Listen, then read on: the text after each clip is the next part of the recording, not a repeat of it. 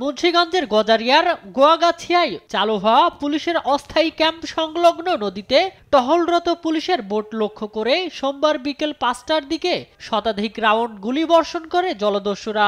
আত্মরক্ষায় পুলিশও গুলি ছোড়ে, টিকতে না পেরে পালিয়ে যায় হামলাকারীরা। স্থানীয়দের অভিযোগ, দস্যু বাহিনী নয়ন, পিয়াস ও রিপনের তাণ্ডবে বছরের পর বছর ধরে দিশেহারা এলাকাবাসী।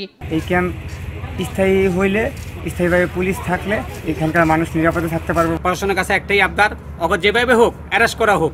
দস্যু বাহিনীকে ধরতে মঙ্গলবার 3:15টার দিকে পুলিশ, র্যাব, কোস্টগার্ড ও নৌ পুলিশের প্রায় 1.5 শতাধিক সদস্য যৌথ অভিযান পরিচালনা করে। তবে এই ঘটনায় কাউকে আটক করতে পারেনি পুলিশ। গতকালকে একটা ঘটনা ঘটছে, এই ঘটনার প্রেক্ষিতে আমরা এখানে আমাদের যৌথ অভিযান চলবে। চাঁদপুর জেলা এবং মুন্সিগঞ্জ অন্যান্য জেলার সমন্বয়ে যৌথ বাহিনীর উদ্যোগে এখানে আমাদের অভিযান চলবে।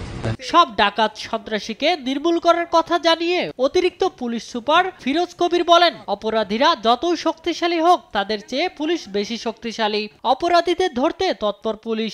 ডাকাতরা যত শক্তিশালী হোক না কেন, পুলিশের কাছে ডাকাতরা কোনোভাবেই দাঁড়াতে পারবে না এবং তারা এই এলাকা থেকে বিতাড়িত হবে।